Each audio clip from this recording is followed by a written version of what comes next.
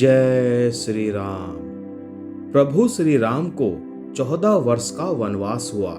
इस वनवास काल में श्री राम ने कई ऋषि मुनियों से शिक्षा और विद्या ग्रहण की, तपस्या की और भारत के आदिवासी, वनवासी और तमाम तरह के भारतीय समाज को संगठित कर उन्हें धर्म के मार्ग पर चलाया। संपूर्ण भारत को उन्होंने एक ही विचारधारा के सूत्र में बांधा। लेकिन इस दौरान उनके साथ कुछ ऐसा भी घटा जिसने उनके जीवन को बदल कर रख दिया। जब भगवान श्री राम को वनवास हुआ तब उन्होंने अपनी यात्रा अयोध्या से आरंभ करते हुए रामेश्वरम और उसके बाद श्रीलंका में समाप्त की। इस दौरान उनके साथ जहां भी जो घटा उनमें से 200 से अधिक घटना स्थलों की पहचान की गई है। जाने माने इतिहासकार और पुरातत्व शास्त्री अनुसंधानकर्ता डॉक्टर राम अवतार ने श्री राम और सीता माता के जीवन की घटनाओं से जुड़े ऐसे 200 से भी अधिक स्थानों का पता लगाया है जहां आज भी तत्संबंधी स्मारक स्थल विद्यमान हैं, जहां श्री राम या माता सीता रुके थे। वहां के स्मारकों, भित्ति चित्रों, गुफाओं आदि स्थानों के समय काल की जांच पड़ताल वैज्ञानिक तरीकों से की। आइए जानते हैं कुछ प्रमुख स्थानों के नाम। अयोध्या से 20 किलोमीटर दूर है तमसा नदी। यहाँ पर उन्होंने नाव से नदी पार की। प्रयागराज से 20 या 22 किलोमीटर दूर वे श्रृंगवेरपुर पहुंचे, जो निषाद राज गुह का राज्य था। यहीं पर गंगा के तट पर उन्होंने केवट से गंगा पार करने को कहा था। श्रृंगवेरपुर को वर्तमान में सिंगरौर कहा जाता है। सिंगरौर में गंगा पार करके श्री राम कुरई में रुके थे। कुरई से आगे चलकर श्री राम अपने भाई लक्ष्मण और पत्नी सीता के साथ प्रयाग पहुंचे थे। प्रयाग को वर्तमान में प्रयागराज कहा जाता है। प्रभु श्री राम ने प्रयाग संगम के समीप यमुना नदी को पार किया और फिर पहुंच गए चित्रकूट। चित्रकूट वो स्थान है जहां श्री राम को मनाने के लिए भरत अपनी सेना के साथ पहुंचते हैं। तब जब दशरथ का देहांत हो जाता है, भारत यहाँ से श्री राम की चरण पादुका को ले जाकर उनकी चरण पादुका रखकर राज्य करते हैं। चित्रकूट के पास ही सतना, मध्य प्रदेश स्थित अत्रि ऋषि का आश्रम था। हालांकि अनुसुईया पति महर्षि अत्रि चित्रकूट के तपोवन में रहा करते थे, लेकिन सतना में रामवन नामक स्थान पर भी श्री राम रुके थे, जहां ऋषि अत्रि का एक और आश्रम था। चित्रकूट से निकलकर श्री राम घने वन में पहुंच गए। असल में यही था उनका वनवास। इस वन को उस काल में दंडकारण्य कहा जाता था। मध्य प्रदेश, छत्तीसगढ़ और महाराष्ट्र के कुछ क्षेत्रों को मिलाकर दंडकारण्य था। दंडकारण्य में छत्तीसगढ़, ओडिशा एवं आंध्र प्रदेश राज्यों के अधिकतर हिस्से शामिल हैं। दरअसल उड़ीसा की महानदी के इस पार से गोदावरी तक दंडकारण्य का क्षेत्र फैला हुआ था। इसी दंडकारण्य का ही वो हिस्सा है आंध्र प्रदेश का एक शहर भद्राचलम। गोदावरी नदी के तट पर बसा यह शहर सीता रामचंद्र मंदिर के लिए प्रसिद्ध है। यह मंदिर भद्रगिरि पर्वत पर है। कहा जाता है कि श्री राम ने अपने वनवास के दौरान कुछ दिन इस भद्रगिरि पर्वत पर ही बिताए थे। स्थानीय मान्यता के अनुसार दंडकारण्य के आकाश में ही रावण और जटायु का युद्ध हुआ था और जटायु के कुछ अंग दंडकारण्य में आ गिरे थे। ऐसा माना जाता है कि दुनिया भर में सिर्फ यहीं पर जटायु का एकमात्र मंदिर है। दंडकारण्य में मुनियों के आश्रम में रहने के बाद श्री राम अगस्त्य मुनि के आश्रम गए। यह आश्रम नासिक के पंचवटी क्षेत्र में है, जो गोदावरी नदी के किनारे बसा है। यहीं पर लक्ष्मण ने सुपर्णखा की नाक काटी थी। राम लक्ष्मण ने खर व दूषण के साथ युद्ध किया था। गिद्धराज जटायु से श्री राम की मैत्री भी यहीं हुई थी। वाल्मीकि रामायण अरण्य कांड में पंचवटी का मनोहर वर्णन मिलता है। नासिक क्षेत्र में सुपर्णखा, मारीच और खर व दूषण के वध के बाद ही रावण ने सीता का हरण किया और जटायु का भी वध किया था, जिसकी स्मृति नासिक से 56 किलोमीटर दूर ताकेड़ गांव में सर्व तीर्थ नामक स्थान पर आज भी संरक्षित है।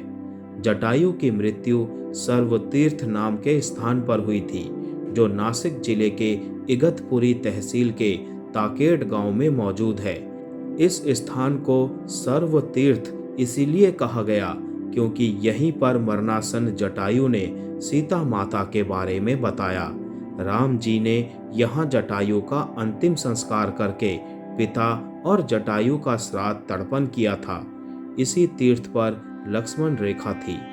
पर्णशाला आंध्र प्रदेश में खम्माम जिले के भद्राचलम में स्थित है।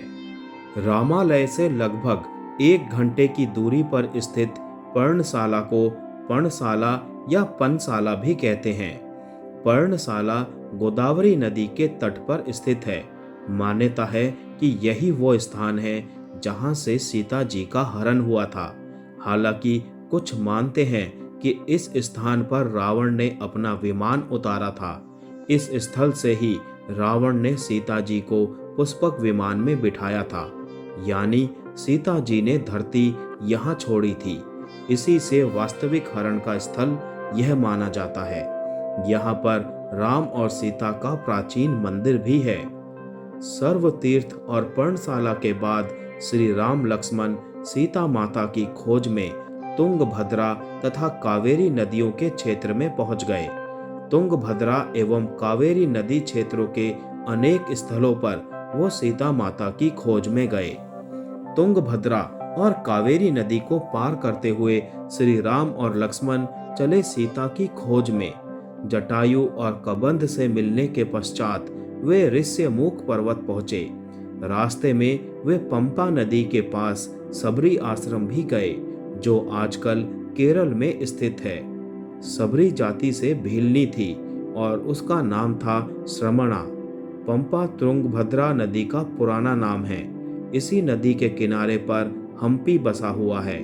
पौराणिक ग्रंथ रामायण में हम्पी का उल्लेख वानर राज्य किष्किंधा की राजधानी के तौर पर किया गया है। केरल का प्रसिद्ध सबरीमलय मंदिर तीर्थ इसी नदी के तट पर स्थित है। मलय पर्वत और चंदन वनों को पार करते हुए वे ऋष्यमुख पर्वत की ओर बढ़े। यहाँ उन्होंने हनुमान और सुग्रीव से भेंट की, सीता माता के आभूषणों को देखा और श्री राम ने बाली का वध किया। ऋष्यमुख पर्वत वाल्मीकि रामायण में वर्णित वानरों की राजधानी किष्किंधा के निकट स्थित था। ऋष्यमुख पर्वत तथा किष्किंधा नगर कर्नाटक के हम्पी जिला बेल्लारी में स्थित है। पास की पहाड़ी को मतंग पर्वत माना जाता है। इसी पर्वत पर मतंग ऋषि का आश्रम था, जो हनुमान जी के गुरु थे।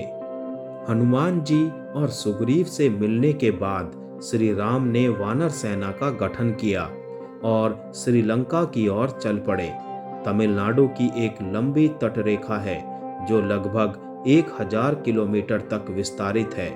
कोडीकरई समुद्र तट वेलांकनी के दक्षिण में स्थित है, जो पूर्व में बंगाल की खाड़ी और दक्षिण में पाल्क स्ट्रेट से घिरा हुआ है।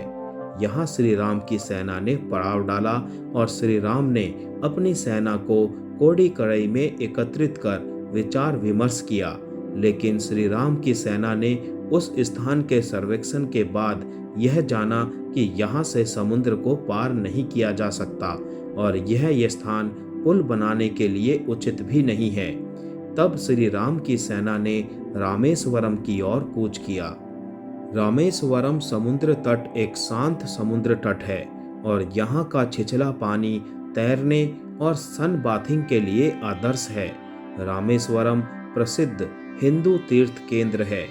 महाकाव्य रामायण के अनुसार भगवान श्री राम ने श्रीलंका पर चढ़ाई करने के पहले यहाँ भगवान शिव की पूजा की थी। रामेश्वरम का शिवलिंग श्री राम द्वारा स्थापित शिवलिंग है। वाल्मीकि के अनुसार 3 दिन की खोजबीन के बाद श्री राम ने रामेश्वरम के आगे समुद्र में वो स्थान ढूंढ निकाला जहां से आसानी से श्रीलंका पहुंचा जा सकता हो। उन्होंने नल और नील की मदद से उक्त स्थान से लंका तक का पुनर्निर्माण करने का फैसला लिया। धनुषकोडी भारत के तमिलनाडु राज्य के पूर्वी तट पर रामेश्वरम द्वीप के दक्षिणी किनारे पर स्थित एक गांव है। धनुषकोडी पंबन के दक्षिण पूर्व में स्थित है। इसका नाम धनुषकोडी इसीलिए है कि यहाँ से श्रीलंका तक वानर सेना के माध्यम से नल और नील ने जो पुल बनाया था, यानी राम सेतु बनाया था, उसका आकार मार्ग धनुष के समान ही है। इन पूरे इलाकों को मन्नार समुद्री क्षेत्र के अंतर्गत माना जाता है। धनुषकोडी ही भारत और श्रीलंका के बीच एकमात्र स्थलीय सीमा है जहां समुद्र नदी की गहराई जितना है, जिसमें कहीं कहीं भूमि नजर आती है। जय श्री राम।